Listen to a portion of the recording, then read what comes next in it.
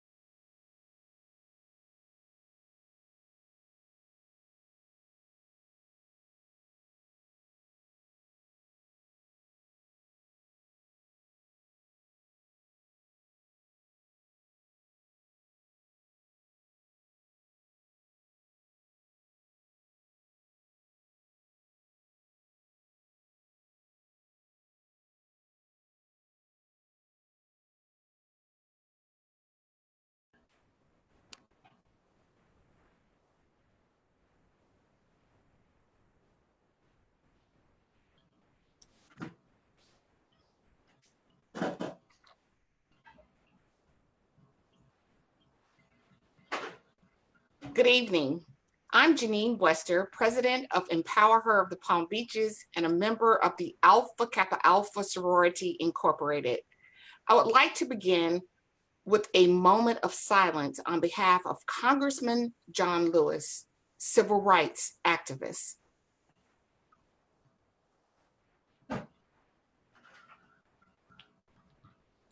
All that he has fought for makes tonight even more important. He fought for the future and the protection of our youth. And tonight, the second series of our When We All Vote Palm Beach County Squad Candidates Forum, we are focusing on our two 2020 candidates for School Board District 1, School Board District 2, School Board District 3, and Palm Beach County Sheriff. When We All Vote is a nationally known nonprofit, nonpartisan organization that's mission is to increase the participation in elections by changing the culture around voting, harnessing grassroots energy, and with the hopes of strategic partnership reaching every American. The Palm Beach County Voting Squad is comprised of more than 35 local nonprofit organizations, standing by the mission to increase participation in elections and close the voting gap of race and age. To ensure the citizens of Palm Beach County are ready, we will host additional forums over the next week or so to highlight candidates in local and national races that affect Palm Beach County. Before I turn over the mic to Octavia, I would like to point out that in addition to these forums, the League of Women Voters of Palm Beach County also publishes a 411 guide, which gives you additional information on each of the candidates running for office here in Palm Beach County. Octavia. Good evening. My name is Octavian Prince. I am the president of the Gamma Zeta Sigma chapter of Phi Beta Sigma Fraternity Incorporated. Tonight, I have the honor of introducing tonight's moderators, Jason McIntosh, Esquire, and Andrea Perez. Mr. McIntosh is an attorney who concentrates his practice primarily in the area of motor vehicle accidents, premises liability, and wrongful death, but he handles all types of injury litigation. As a practicing trial attorney, Mr. McIntosh has quickly ascended the profession and has been selected as a rising star by super lawyers and named one of 40 under 40 Black leaders of today and tomorrow by Legacy South Florida. Jason has a passion for community involvement, mentorship, and staying active in voluntary bar leadership at the local, statewide, and national levels. Jason's extensive courtroom experience, legal knowledge, and abilities allow him to passionately advocate for clients' rights. Ms. Perez is currently a junior at the University of Central Florida, majoring in business with a focus in marketing. While maintaining focus on her academics, Andrea's love for marketing and communications has been at the forefront of many of her professional experiences. Thus far, Andrea serves as the lead communications intern within UCF's Office of Student Involvement, where she has successfully maintained and grown marketing efforts for the office. Additionally, she serves as the administrative coordinator for OSI Productions, where she manages a video and event production team that aids in putting on some of UCF's largest campus events, including concerts and Spirit Splash. Lastly, Andrea is a proud alumna of the Empower Her Leadership Academy for Girls. Welcome our moderators.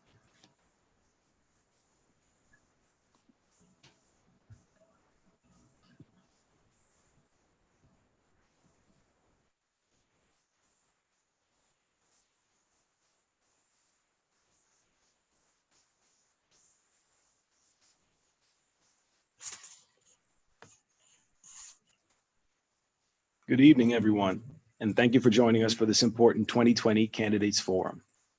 We will be listening to candidates in 3 races tonight: Palm Beach County School Board Districts 1 and 2, and the Palm Beach County Sheriff's Office seat.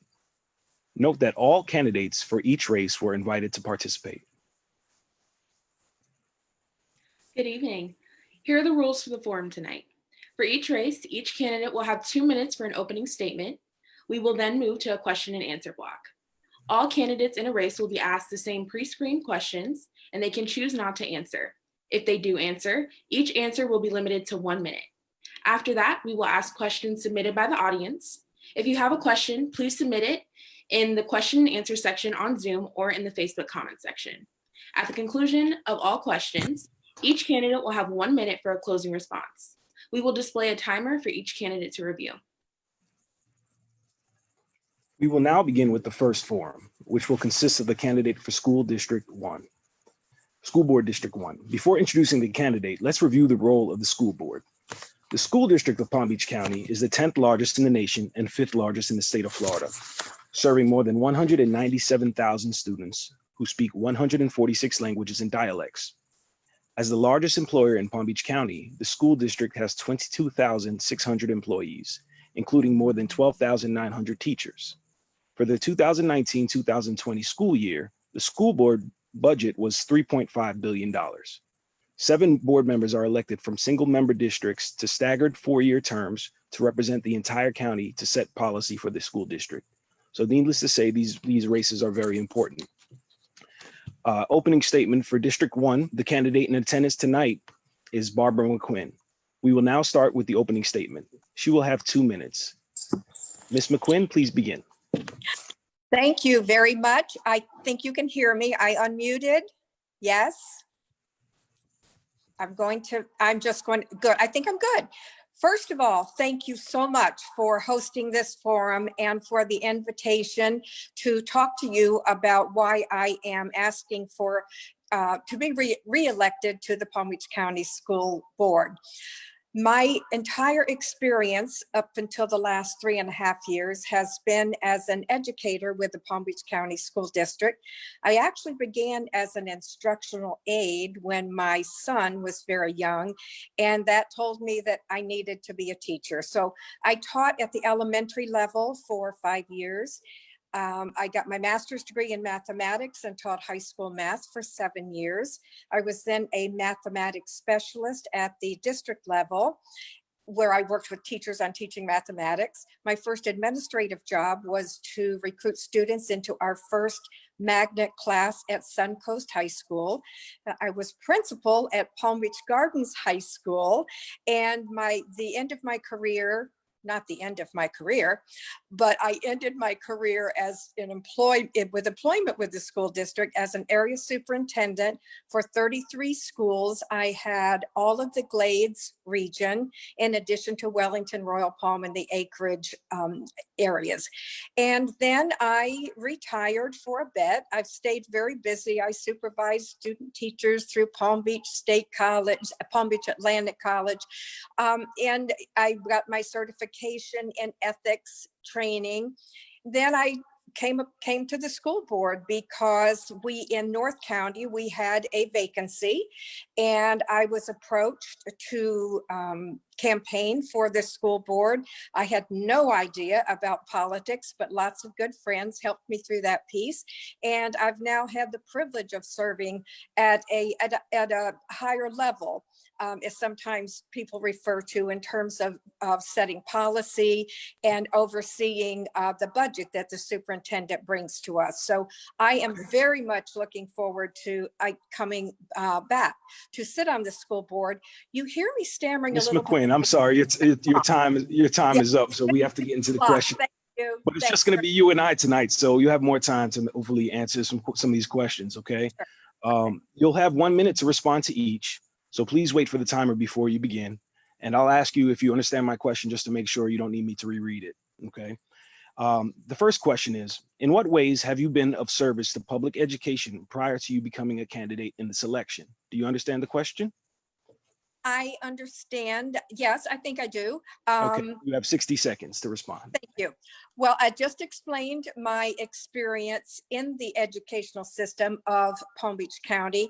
And I do want to point out that my experience as well at Suncoast, but then at Palm Beach Gardens High School, we had many issues at Gardens High regarding race relations in terms of interaction between Palm Beach Gardens and Riviera Beach communities. And I earned such trust with the teachers who lived, many of them in Riviera Beach, that they invited me into the churches, and the kids loved it. I'd come to school on Monday and they'd say, "Hey, Miss McQuinn, my mom said they saw you in church." And I'd say, "And why weren't you there?" So I bring that diversity, and of course my experience in the Glades region. I bring that prior experience as an educator to this role. And I know that you asked me a second part. It was, in what ways have you been of service to public education prior to you becoming a candidate in this election? You have 8 seconds remaining, however. Okay, thank you. And then of course, having served on the board for the last 3.5 years. Thank you. Thank you. The second question, we'll get right into it, is regarding the COVID-19 pandemic. What has the school district done well? What challenges lay ahead? And what, if anything, would you have done differently? You have 60 seconds to respond. Okay, what we have done well is realizing what we did not do well was capturing our students for the distance learning. No criticism of the district. Who knew that we would be in the situation that we're in? And the fact that we were able to pass referendums to increase our IT infrastructure put us in place to be able to do what we did.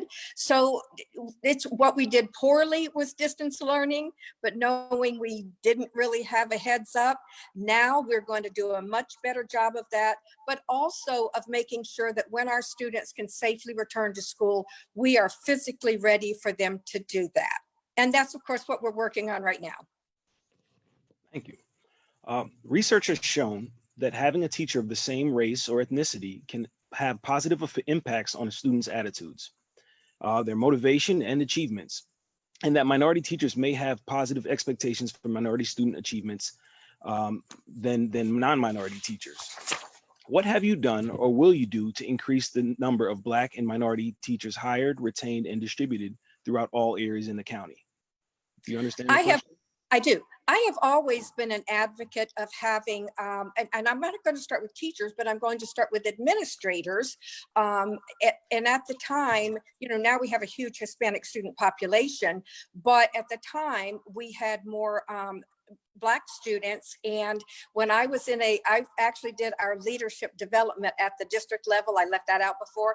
And I very actively recruited our Black teachers to come into administrative positions, because then knowing that they would better be able to recruit teachers into their schools. So I'm absolutely, it's important. I think I told you that my Black teachers at Palm Beach Gardens High School gave me a great introduction to understanding how important that is. Okay. At this time, we will now take any questions from the audience. I believe they'll be screened by our expert screen team. Looks like we don't have any questions from the audience at this time, if I'm not mistaken. Looks like you answered all the questions, Ms. McQuinn. Okay, thank you. So lastly, we'll move on to a closing statement, and you'll have 1 minute to present your closing statement. So whenever you're ready, you can please begin. Thank you. It has truly been my honor to serve the students and employees of the Palm Beach County School District at the school board level. I brought really strong school center experience and district experience to the board, but I also had a learning curve, as anyone would, maybe more of a learning curve than I thought. And so I serve on the finance committees and the technologies committees, and I serve on 2 boards for high poverty students, Families First of Palm Beach County, and American Association of Caregiving Youth, which my husband and I both personally support now. So I think that my experience on the board is only stronger now that I have that experience to bring also.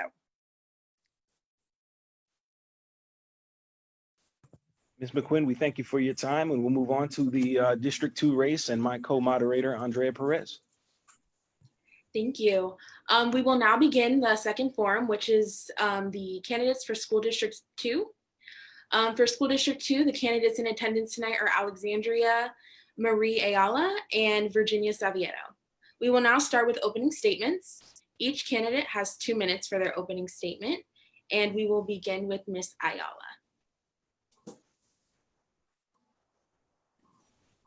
I'm ready to go as soon as my video is enabled by the host. Of course, we will get that. There you are. There we go. Again, Okay. you have 2 minutes. Thank you. And Andrea, go Knights, charge on. Proud UCF alum. Oh, the host stopped my video. Can you all see me? Give us 1 second here. Okay. We're back. Okay. So first, thank you for the opportunity to be here with everyone this evening. I am such a fan of everyone who is involved with making this forum happen and the organizations that came together to make it so. I am just so excited to be running for school board. I grew up in this community. I was born in Puerto Rico and moved to Palm Springs within District 2 when I was 7 years old. And I'm a proud product of 3 public schools within District 2. And so I'm a product of this community. I know the people. And growing up, I was raised by a single mother who is an educator in the VPK and preschool space. So I received the different perspectives as a student and as the daughter of a teacher who was facing challenges every day to make sure that our community and our students were being served to the highest ability. This is an important election about the future of our schools, and I know we're going to get into the topics that we're facing, but it's important that we elect folks who are prepared from day one to tackle the challenges that we face post-COVID-19. I'm really excited to announce that just earlier today, the Palm Beach Post endorsed my candidacy because they know, as well as the Classroom Teachers Association, the PBA, the SEIU, Mayor Keith James, Commissioner Corey Nearing, Commissioner Katrina Long Robinson, they all know that I'm gonna fight for our students, that I'm gonna get results, and that I have the experience to get the job done from day one. So I look forward to working collaboratively with all of them and with all of you, and to answering the questions that we'll receive in the forum tonight. Thank you so much. Thank you, Ms. Ayala. Ms. Savieto, you have 2 minutes. Good evening. Thank you very much for having me this evening. Again, my name is Virginia Savieto, and I jumped in this race a little late. I had a conversation with Chuck Shaw in late May and he said, Virginia, I am not seeking re-election and I'm going to support you. I said, Mr. Shaw, I'm ready. So it's only been less than 2 months for me, but I'm very excited. What do I bring to the table? I'm actually the only candidate here in this race who's a mother. So I have a huge stake in education. His name is Luca. He attends Pine Jog Elementary in District 2. So I have lived the challenges that we had faced for the past 2 months, closing the school and then starting now the new year. I know what the parents are feeling. I know what the teachers are feeling. And of course the students. And I want to be part of that process. I'm also a certified teacher. I taught English as a second language to adults. And I did that in Lakewood High School, where I graduated from. And that was the start of my journey 17 years ago into the community. I'm an adjunct professor with the Palm Beach State College, and I work for Palm Beach County Commissioner Greg Wise, which is District 2. District 2 for the commission overlaps District 2 for the school board. So I'm very invested in this community. I have worked for government for 15 years. I worked with James Greens when he was in community services, then youth affair, and my brother's keeper. And I have relationships with all these amazing agencies in the county. I have lived in District 2. I'm a homeowner now, and I've lived here for 32 years. I was born in Argentina, and I came to this country when I was 13 with my parents. So I have to learn English while I was in school, and my parents had to learn the language. I'm very aware of what students have to go through. So I'm very qualified to be in this race. And again, thank you for having me here. Thank you, Ms. Savieto. Let's begin with the questions. The same question will be asked of all candidates, and the candidate may elect to not respond. Each candidate will have 1 minute to respond to each question. Ms. Ayala, question 1 will be addressed to you first, and I will make sure to ask if you understand the question before we start the timer. It is anticipated that the amount of revenue from sales tax and property taxes will decrease over the next few years due to COVID-19 and other factors. How would you possibly reduce the budget for the school board? You have 60 seconds to respond. Thank you for the question. I understand. So that's a great question. As mentioned earlier by Jason, the budget for the school district is $3.5 billion. And obviously we are going to have to make some adjustments as we go forward after facing the COVID-19 situation and empowering our students and our teachers in our classrooms to have the technology and the responses they need to effectively learn in a digital environment.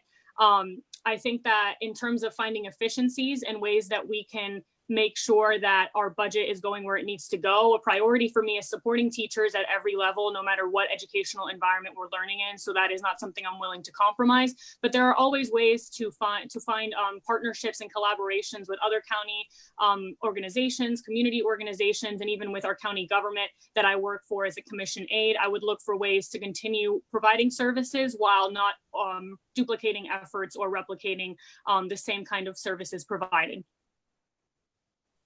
Thank you, Ms. Ayala. Ms. Savieto, do you need us to repeat the question or? You can repeat it. Okay. It is anticipated that the amount of revenue from sales taxes and property taxes will decrease over the next few years due to COVID-19 and other factors. How would you possibly reduce the budget for the school board? You have 60 seconds to respond. Well, I would make sure that we invest in technology and we make sure that our technology it has been proven to work, that it's not more expensive, that we're not investing more money as opposed to less money. So working with the business community, it's very important to make sure that the district is not spending money where it could be maybe donated or at a lower cost. That's very important. We have to make sure that we have to go line item by item. I'm a strategist by nature and by my degree. So we sit down and we look at every item. When we do strategies for nonprofits or when I have done it for government agencies, and we take a look at everything that's being spent, you know, from pencils to paper to anything that it's in the budget. And then we take a look and say, we can't jeopardize people's jobs, the equipment that they need for the children. We have to make sure that we just empower our teachers. My son needs the technology. We have so many kids that are going through learning. Thank you. That are learning languages that need the technology, and we can't compromise that.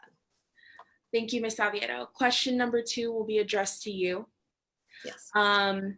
In what ways have you been of service to public education prior to becoming a candidate in this election? Once again, you have 60 seconds, Ms. Savieto. When I graduated from my first bachelor's degree, I have 4 college degrees. I decided I wanted to teach. So I worked during the day with Palm Beach County Public Affairs, and I taught nights, evenings. I did that for a few years.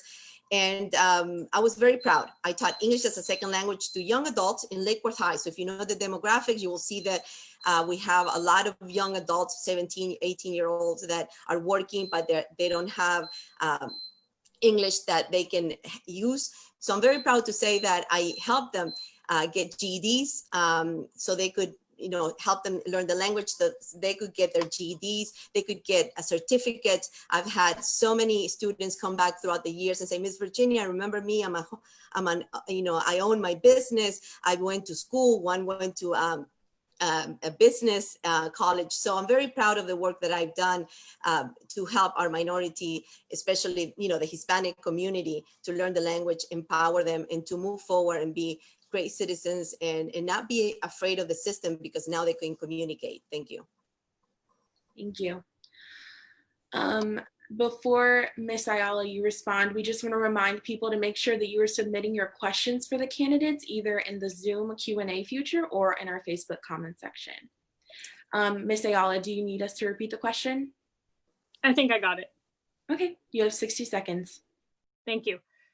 So previously, my commitment to education and my passion for education has been evident as I have been involved with many community organizations that provide those services to our residents, and particularly to the residents of District 2 who need a lot of support. One of those ways is through voter education, which I know I'm speaking to the choir when I talk to When We All Vote. I have been involved with the Palm Beach County Young Democrats for years here and in Orlando, registering folks and teaching them about voter engagement. I have volunteered and donated my time and money to the Education Foundation, to Path to College. I've helped seniors with their college applications. I've written letters of support. I've lectured at my high school, John I. Leonard, to teach students about the importance of advocacy. And I continue to do so, and I will continue to do so. And that is why I have received the support of the Classroom Teachers Association and the SEIU and the folks who make up the district, because they understand and they know that I'm a committed fighter and that I'm here to stand up for them and to make sure our students receive every opportunity available. Thank you, Ms. Ayala. Question 2 will be addressed to you first. Since the Parkland shooting, states across the country have guaranteed $450 million in school security spending. Some argue that minority students are harmed disproportionately based on the increased presence of police in schools. Do you believe this has caused more harm or hurt to minority students, and/or what policies would you or have you enacted to make students feel safer without an increased law enforcement presence? Do you understand the question? I do, thank you. You have 60 seconds. Okay. So I've been in deep conversation about this issue with the PBA or the police union to ensure that everything is being done at a level that's appropriate for students in our community. It is of high concern to me that students of color often end up on the wrong path by one incident at a school site. So it is important that our school police, and I know that Chief Kitsero does a good job of this, school police is making sure to handle issues in a school system differently than if it was a different population. So to make sure that we are doing the utmost service to these students and keeping them safe from physical harm on top of the other safety issues we're facing now with the pandemic, it is critical that we are always keeping up with our training, that we are in constant communication with our safety providers and our law enforcement community to make sure that the best tactics are being used, and that we are never allowing one instance of inappropriate conduct with a student of color or anyone who feels that they have been treated unfairly by a police on school who should be there to protect them. And I know that our police in the school system is prepared to do that. Thank you, Ms. Ayala. Ms. Savieto, do you need me to repeat the question? Yeah, you can repeat it for me. Okay. Since the Parkland shooting, states across the country have guaranteed $450 million in school security spending. Some argue that minority students are harmed disproportionately based on the increased presence of police in schools. Do you believe that this has caused more harm or hurt to minority students, and/or what policies would you or have you enacted to make sure students feel safer without an increased law enforcement presence? You have 60 seconds to respond. Yeah, well, I'm very excited about this question because I take my son to school every day, and we have a police officer right there, and Luca gets very excited because he gets to know him. So that's the key. We have to have relationships with the officers. They're great. I have no problem with what's going on right now with our school officers. You see, our children see another face. They see them reading to the kids. They see them being friends, knowing their names, like they knew Luca's name. And that trust, it's something that we need to enhance. We need to bring our parents, the Hispanic parents, that are sometimes so shy because of the language. And I wrote a thesis in college for my master's degree in all about communications in government. And I truly believe that if we have those communications with parents and bring them as families, they're the first people that our kids are going to go and say, Officer Smith, we have something going on. So I'm very happy with what we have right now, and we need to just enhance the communities between our parents and the officers. Thank you, Ms. Savieto. So we do have 2 audience questions. Ms. Savieto, the first one will be addressed to you, and then Ms. Ayala. Again, you'll have 60 seconds to respond. The first question, what would you do to ensure that African-American curriculum workers are hired? Well, me, right? Yes. Yes. I'd like to let you know that I am working very closely with Dr. Deborah Robinson. She gave me permission to say her name. We've been in contact every day almost this week and last week. And again, I'm working with her very closely. She's very good at this subjects. She knows what's going on with the community. I've been in the community working 17 years. I have no problem calling in leaders, putting a table together, sitting down and say, what can we do? How are we going to work with the school district, superintendent, the schools? There are almost 30 schools in District 2, making sure that the teachers that are in each school are representative of the people that actually, the students that are going to those schools, in a very hands-on type of person. So I would be definitely being involved in the hiring, in making sure that how many teachers we need for each schools that are African-American, there are Hispanics, that can make our children feel safe and feel confident that there are teachers representing them. Thank you. Ms. Ayala? Thank you. I'm ready. So the answer that I would give to that is that recruiting and retaining the best teachers and having high quality teachers in a classroom, to me, is the #1 way that we get the best education possible for our students. And that comes down through to the diversity and representation. If students can see themselves in the teachers that are around them, they know they can succeed and achieve anything. And that's one of the things that motivates me to run, so that other Hispanic children can look and say, I can be a board member, I can do this, I can do that. But it comes down to paying our teachers fair wages. It comes down to improving teaching conditions. It comes down to supporting them. And it starts young. We have to instill in students at an early age that they are capable of being teachers, of recruiting this talent early. And I would work and look to work with our organizations that are in the community that focus on this in particular, and making sure that we're in communication to recruit talent from their circles and their networks, and ensure that we are going where they're at. Maybe not all people feel comfortable applying directly, but if they have that connection, they will step up and provide us their talent. Thank you, Ms. Ayala. The second question, Ms. Ayala, you will be answering first. Of all the issues facing the school board, what do you think is the most important issue that should be addressed? Thank you for that. So I think COVID-19 shifted our perspectives, and obviously I don't want to just focus on that, so I can get to the heart of the question beyond this. But this is going to affect so many things, and this isn't temporary. This isn't, we don't know the long-term effects of what this is going to cause. We are going to see student achievement gap falls, and that's the biggest concern for me: equity in education, and ensuring that at all levels we are providing the best possible opportunities for our students and continuing to expand the opportunities we provide. So I think it's evident to everyone that addressing reopening of schools in a safe way and making sure that parents are supported and teachers are comfortable and students are getting what they need is evidently the first thing we should address.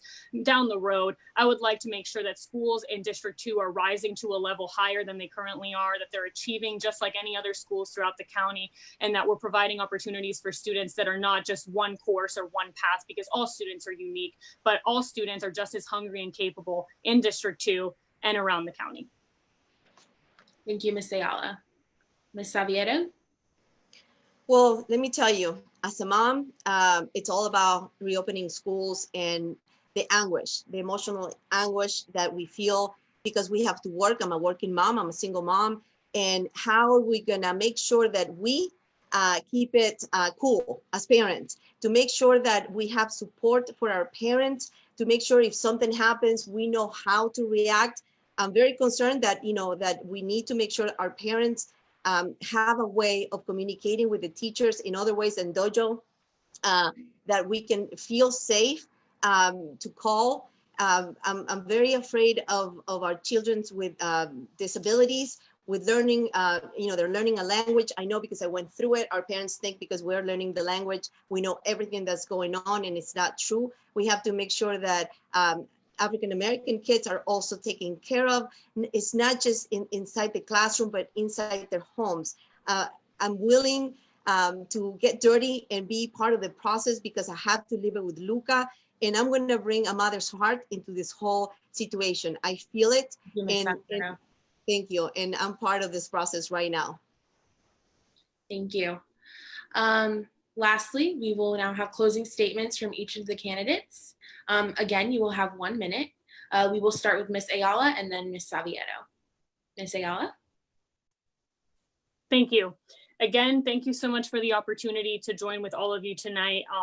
I was just blown away by the editorial in the Post today saying, I quote, that I would be a refreshing addition to the board, that I'm uniquely attuned to the students' needs and their attitudes in this day and age, and that I'm just the best candidate for this position. And you can take a look at alexandriaforschoolboard.com and learn why that is and how many people support that vision as well. And I ask for that support.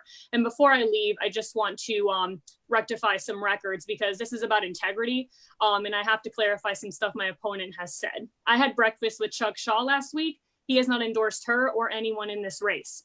I looked up her certification of teaching. It's a 20-hour certificate for teaching ESOL, not certified with the state of Florida. They're not the same thing. And I also know that she has never taught a course at Palm Beach State College. Being an adjunct professor and teaching courses are not the same thing. So I implore everyone to do their research, really make sure you know who you're voting for, and vote Ayala on August 18th. Thank you. Thank you, Ms. Ayala. Ms. Savieto, you have 60 seconds. Thank you. I am a mother. Nobody can take that away. I lead with a mother's heart, and I'm certified with the school district in Palm Beach County, not at the state level. I never claimed it. I'm an adjunct professor, and I have way more education than my opponent does. I jumped in the race because Mr. Shaw said he would support me. I'm not claiming endorsement. Dr. Deborah Robinson said, I'll support you, Karen Brill, and Mr. Barbieri. So I'm not saying that they're endorsed me. I co-founded the Democratic Hispanic Caucus 17 years ago because I wanted to give the Hispanic community a voice in the participation. I'm very big in civic engagement. I want the community to be here, to be engaged, and to vote. I did that 17 years ago. Somebody wise told me once, Virginia, put in the work and put in the time and do the work. And I have been for 17 years. I've been working and I've been putting up the time. I haven't misled anyone. I'm here. People know me. I'm trusted, and people want somebody with education and with a stake in education. And that's me. You can't guess what kids are needing when you don't have one. Thank you very much, Virginia. Savieto. We want to thank both candidates for being here tonight, and we will go to my co-moderator, Jason, for the sheriff's race. Thank you, Andrea. We will now begin our third forum, which will consist of a candidate from School District 5, Frank Barbieri. Tonight, we will start with the, looks like my video isn't on yet. Sorry about that. We will start with candidate from District 5, Frank Barbieri, Jr. Mr. Barbieri is in the Zoom chat now, and we will start with an opening statement. Mr. Barbieri, you'll have 2 minutes to go ahead and introduce yourself. Good evening, everyone. My name is Frank Barbieri, Jr. I've been on the school board for the past 12 years. I'm an attorney by education. I've taken a deep interest in the school district for many years. Even before I was on the school board, I was a member of the, I was on the West Boca Raton Community Council. I was instrumental in working with the school district to site new schools. When I first moved into West Boca some 35 years ago, we didn't have any elementary schools close to us. And over those years that I was on the West Boca Council, I think 4 or 5 schools were built in the West Boca area. And I was working with the county on siting those schools in our area.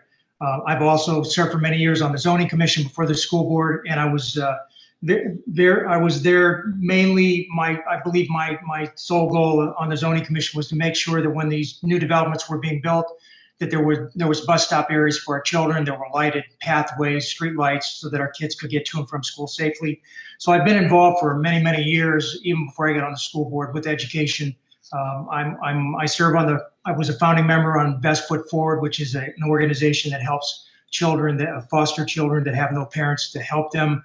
I serve on the board of trustees for the George Snow Scholarship Fund to make sure that children that need funding get scholarships. And I worked closely with Dr. Connie Siskowski when American Association of Caregiving Youth was begun some 10 or 12 years ago. I worked closely with her to help that get done.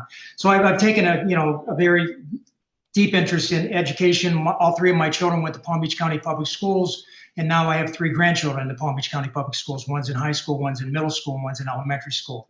So, it's easy to take an interest in a school when your grandchildren are there.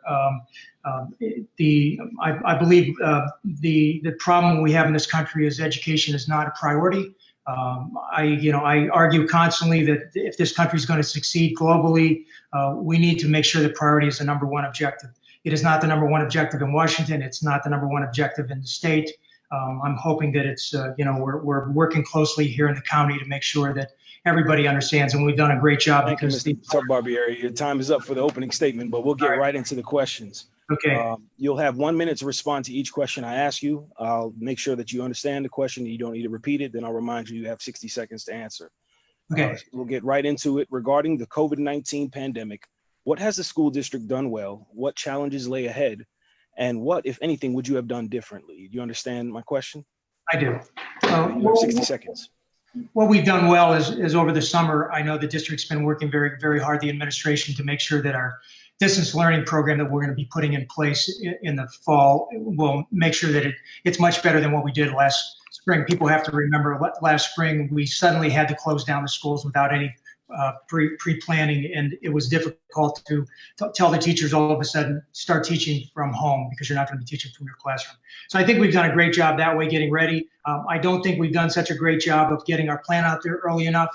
I think that the people in the community are still confused about exactly what we're doing and when we're doing it. I constantly get asked about whether or not why we won't allow parents to choose, and the board unanimously supported that. We supported choice for all children. As soon as we move from phase 1 to phase 2, we will be opening up our classrooms. So I think we've done a great job of getting the planning ready to teach those children to choose to stay home.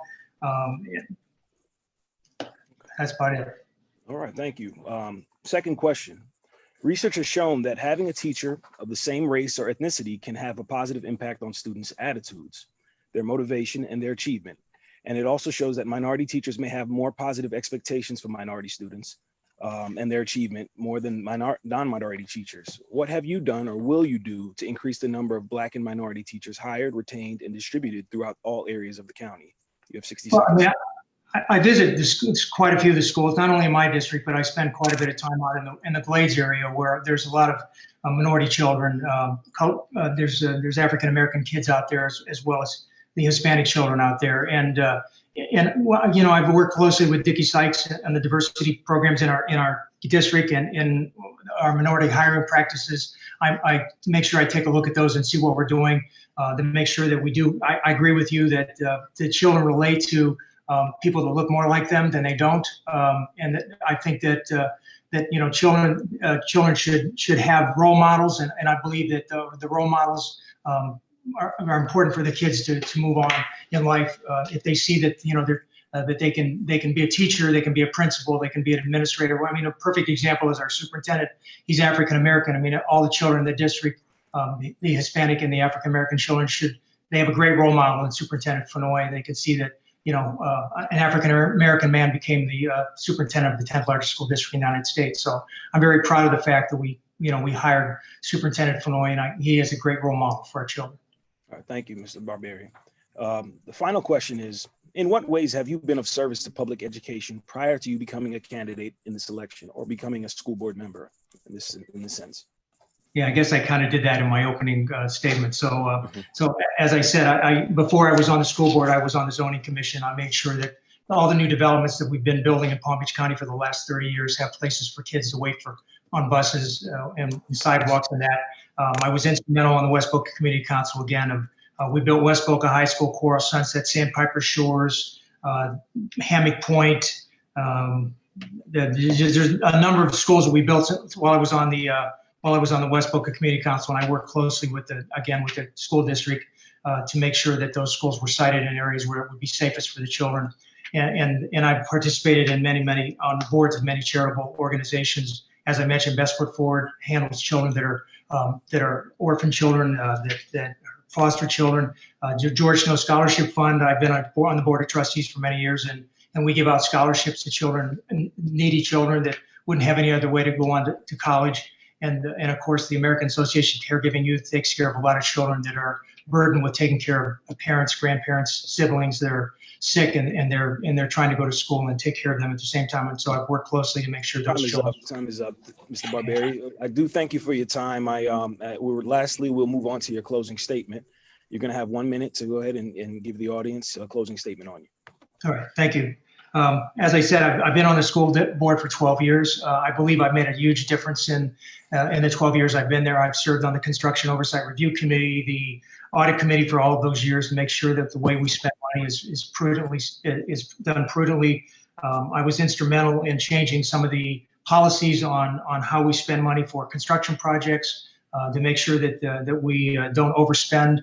I make all my decisions based on people have asked me, how do you decide yes or no when the superintendent makes a recommendation? It's pretty simple. I look at it, if it makes sense spending that money, it's going to help a child in a classroom, then I say yes. If I don't believe it's going to help a child in a classroom, then I'll vote no against it. So I ask everyone to give me another 4 years on the school district, on the school board. I've enjoyed the last 12, and I know I can continue to make a difference for all children in our district if I'm given another 4 years. Well, Mr. Barbieri, we definitely thank you for your time and for being here this evening. And we will move right into our next forum. So I appreciate your time. You're welcome. Thank you. All right. Our last forum for the evening will be the Palm Beach County Sheriff's Office race. Now, before introducing the candidate, let's review some information about the Sheriff's Office. The Sheriff is the top law enforcement officer in our county and is responsible for enforcing the law in our county.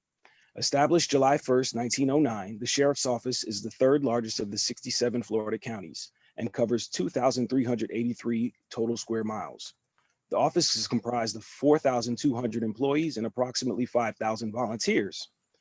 For fiscal year 2019, the Sheriff's budget was funded at $663,634,859. The term for office is 4 years.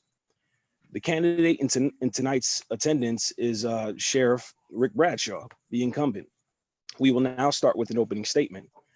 Mr. Bradshaw, Sheriff Bradshaw will have 2 minutes to present. Sheriff Bradshaw, please begin. Good evening. Thank you very much for having me here tonight. I appreciate it very much. This actually comes down to a very simple decision. Who do you trust to keep you and your family safe? Who is the person that has demonstrated he has the ability, the education, but most of all, the experience? I've been in law enforcement for 50 years. 25 of those 50 years, I've been the executive of 2 of the largest law enforcement agencies in this county, West Palm Beach Police and your sheriff for 16 years. We've demonstrated that we can keep you safe. We've reduced crime over 25%. That's historic. But what we've done during this COVID crisis has really been historic. The deputies not only have managed to keep themselves safe so they can keep the neighborhood safe, we've been in the neighborhoods making sure people get to the testing sites, making sure people have enough food to eat, making sure the first responders are safe, going to the hospitals, feeding the doctors and nurses. This has been something that will go down in history. Not to mention the fact in corrections, even though we have people in jail that did bad things, we still have a responsibility to keep them safe. Our infection rate in the jail has been less than 15%. Most jails are at 70%. So we've done a good job keeping people safe in their neighborhoods, running the jails, making sure the courthouses are going to be operative.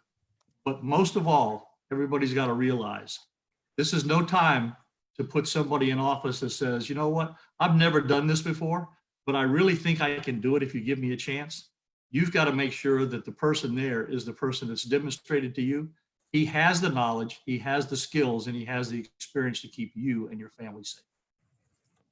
Okay, let's move on to the questions. Sheriff Bradshaw, you'll have 1 minute to respond to each question. Please wait for the timer before you begin your answer. Question number 1, getting right to it. There has been a widespread movement to discourage what some have referred to as property traps in policing, or poverty traps in policing. Those who get arrested for lower level crimes such as driving with a suspended license, low level shoplifting, possession of a small amount of marijuana, they may have harder times paying fines, which may eventually lead to a suspended driver's license and inability to gain employment. What is your position on whether these types of lower level crimes should be enforced through civil citations or diversionary programs instead of arrests? Do you understand the question? I do. You have 60 seconds. And we've gone out of our way to make sure that we do a lot of what we call NTAs, notice to appears, especially for low-level drug cases. Right now, we're not putting anybody in jail for low-level marijuana cases. All the rest of the cases that you're talking about, they go in front of a judge at first appearance, and it's up to them to make that decision on if they're going to be in jail or they're going to be on a diversion program like an ankle bracelet or supervised OR.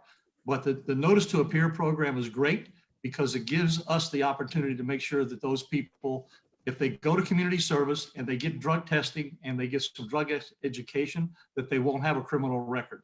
So it's a really good program. We work with the state attorneys and the public defender's office to make sure what happens is exactly what you were talking about. Okay.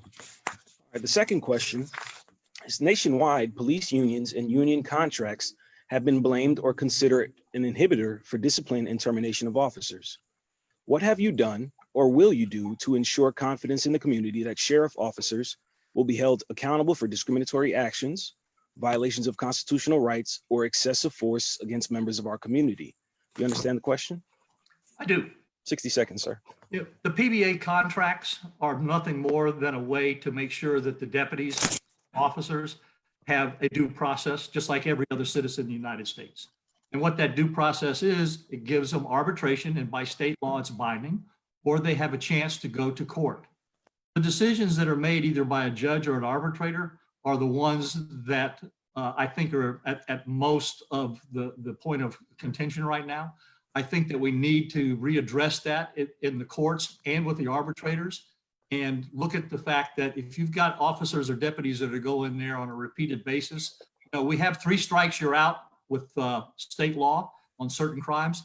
I think we really need to have something where if you got 3 strikes, you're out and you're not going to be able to return to the profession. You got to remember, in the state of Florida, we also have a criminal justice commission, which reviews the officers' certificates. So those people up there need to tighten up their rules and regulations on taking these certificates away from some of these people. Right. And the final question, Sheriff Bradshaw, is, well, first and foremost, based on the most recent Department of Juvenile Justice Disproportionate Minority Contact and Racial Ethnic Disparity Benchmark Report, Black youth comprise of 20% of the county's population. However, Black youth comprised of 54.8% of the juvenile arrests in the county. While the Sheriff's Office is not the only law enforcement agency in the county, what programs or changes would you have or have you made to decrease the amount of Black juveniles arrested? Do you understand the question? I do. You know, one of the biggest investments I make is the Black on Black crime convention every year, which addresses that particular aspect you're talking about. The other thing that I do is I work heavy with the league and other organizations and put a lot of money into their programs to mentor youth, to keep them off the streets, to keep them busy, to give them some educational tools so they don't have to get involved in those crimes. But we also like the deputies to network in the neighborhoods through our community policing and mentor the youth that are in those areas. You know, if we teach these kids some skills, if we keep them busy after school and don't let them just loiter on the streets, we have very good results. So it's money well spent. It's not taxpayer money. I use it out of forfeiture funds, and I've given back almost $10 million into the community since I've been the sheriff for those type of programs. Okay, and we'll take some questions from the audience. All right, looks like we have one. All right, Sheriff Bradshaw, there have been calls and protests around the nation for police reform based on the deaths of George Floyd, Breonna Taylor, and other unlawful killings of Black Americans by law enforcement. Many believe Black people are treated differently by law enforcement. Based on this perception, do you believe it's time to change the way officers are trained and hired? And/or what changes would you have or have you adopted to build trust in the Black community and dispel the perception? You understand the question? I do. Okay. One of the things I did immediately after I saw that horrendous video of the killing, I watched President Obama and he gave a speech on what 8 things must be done for police departments and sheriff's offices to come into the 21st century on how police departments should be. It's called 8 Things Can't Wait. 8 Can't Wait. I went through each one of those. I made sure that we are doing all 8 of those and have done all 8 of those already and going forward. So we are where our policies are need to be. We're going to enhance those. but through our groups that we have on a regional basis of citizen advisory boards. We talk with the citizens and say, listen, what can we do better? What is it that you think that we need to enhance as far as our policies and procedures? But I got to tell you, those 8 things were very important, and we're doing all 8 of them right now and more. Thank you, Sheriff Bradshaw. We will now have closing statements. So you'll have 1 minute to tell the audience your closing. Again, I go back to the basic premise. You have to make sure that you're going to choose the person to run the 8th largest sheriff's office in the nation that is the most qualified, most educated, but more than anything else, the most experienced person to do that. All right. I'm really not your candidate for sheriff. I am your sheriff. For 16 years, I've proven to you I can do this job, and I have the most experience to do it. And don't take my word for it. The Sun Sentinel, they said this is an easy choice and endorsed me. The state attorney, the public defender, the Human Rights Council of Palm Beach County, local, state, federal elected officials, labor unions like the AFL-CIO, firefighters, business groups, Chamber of Commerce's. Every major endorsement that's out there, I have, not my opponents, because they realize this is no time for somebody to say, you know what, I've never done it, but I think I can do it. You got to have the man who's done it and is doing it for you now. I've been for you every single day, 24 hours a day, 7 days a week. I'm asking you to be there for me. Thank you. Thank you, Sheriff Bradshaw. Thank you to all the candidates who attended tonight and to my co-moderator, Aundrea. Voting is the most important civic responsibility that we have as citizens. This election year, it's more important than ever. We encourage you to watch the upcoming We All Vote campaign forums, which include the Judicial Candidates Forum, which is going to be this Thursday, July 30th, presented by the F. Malcolm Cunningham Senior Bar Association, our Florida Senator and House of Representatives Primary Election Candidates Forum on Tuesday, August 4th, and the United States Representative Primary Election Candidate Forum on Thursday, August 6th. Have a good night and vote as if your lives depended on it.